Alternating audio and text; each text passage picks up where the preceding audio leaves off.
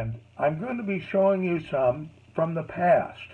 One of the things I've been involved with my fly tying career is setting up fly tying theaters and been involved with the many conclaves that fly fishing groups and clubs have over the country. And they really highlight tyers that you may not have ever met.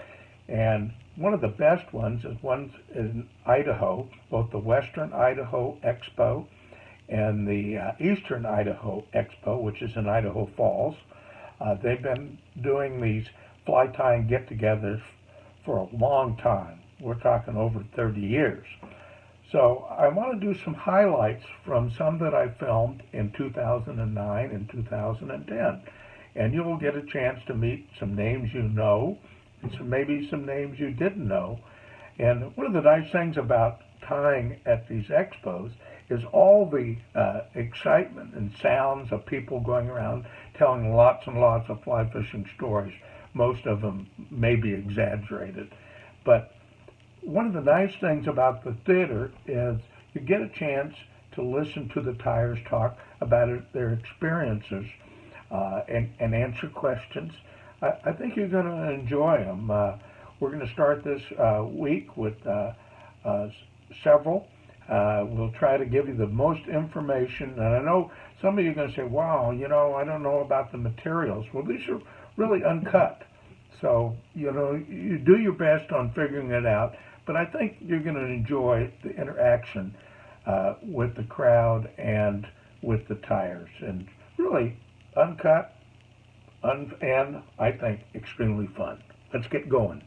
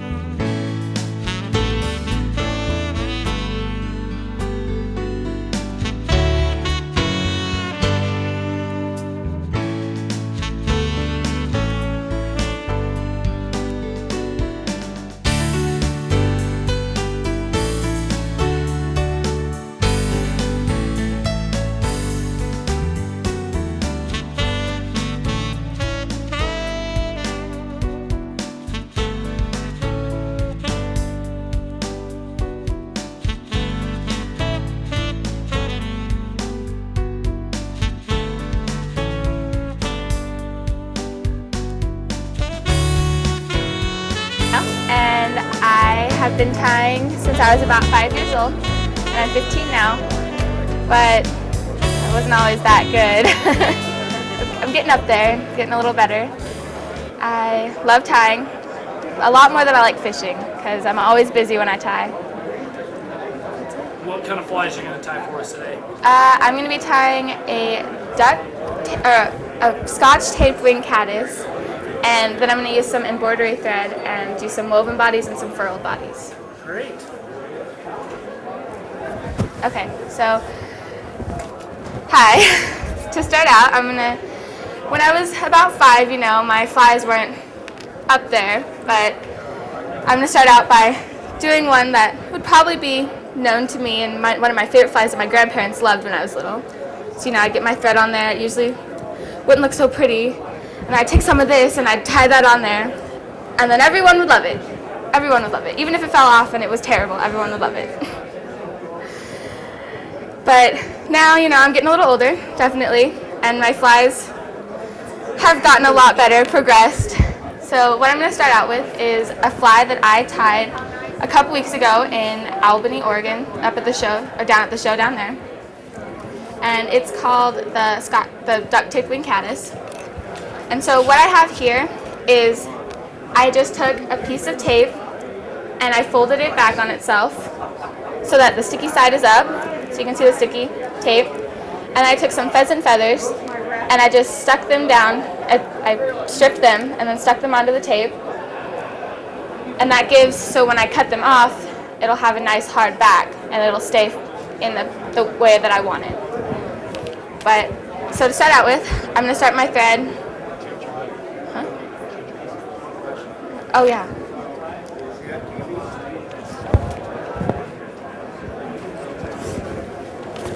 So I'm using a number 12.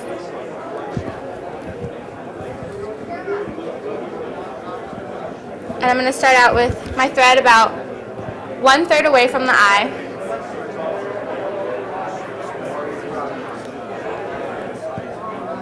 And take that back to where my barb starts.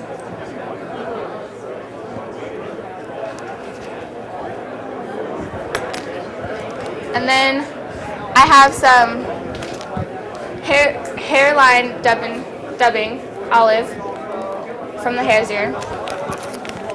And I'm just going to use pretty thin. You don't want your body very thick.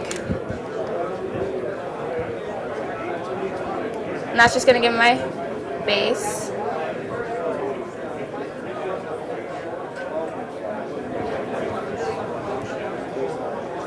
And you can always put more on.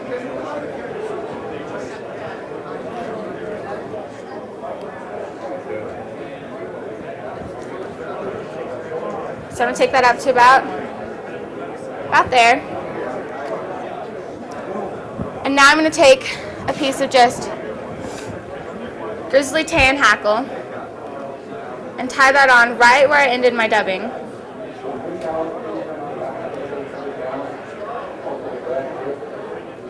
Just right there. And then after that, I'm going to take some more of my dubbing so that I have something under my hackle. And I'm just going to go a little farther up with it.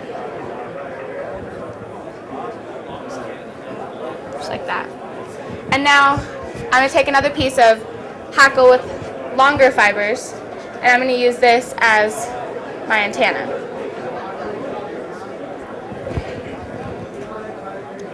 So take a few of these fibers like this, and then tie those forward.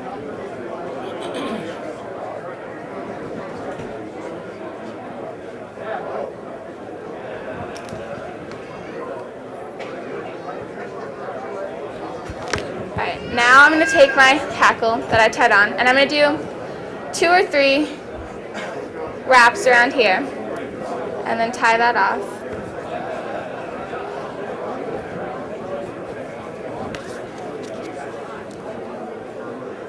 And then what I do here is you don't really need the top fibers, and it also gets in the way when you put your wing on. So I just give it a haircut and cut off the top fibers. It doesn't have to be beautiful or anything, you won't see it. So you have that. Now I'm going to take this is where my wing comes in.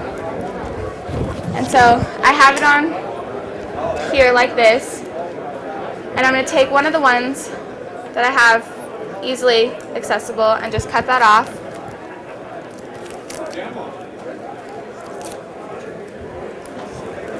And so here we have, you see the tape is still around it, and you just want to cut this off, and so that wouldn't look very pretty on your fly.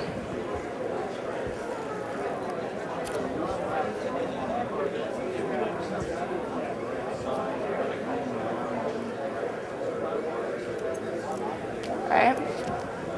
And then right down the line of the stem, I'm just going to take it and I'm going to crease it. Just like that. Fold it in half.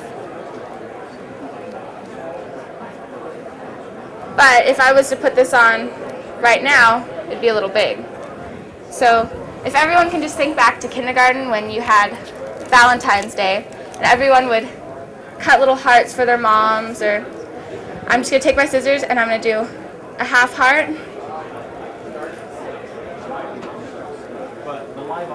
And just cut that down. Careful not to cut your stem. And that's a much better size. And I mean, you can always, if you see, that's a heart. And then you can always go back and cut it if it's still too big.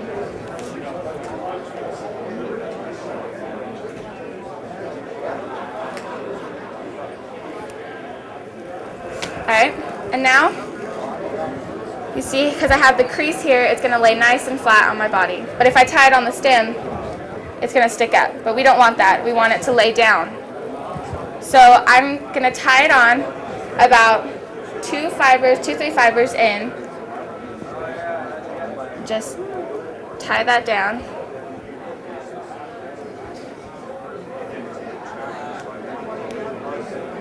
And then cut my rest of my stem off. And you can always trim up things too if you get some hackle in the way. And there you go. And I'm going to take my finish and finish it off.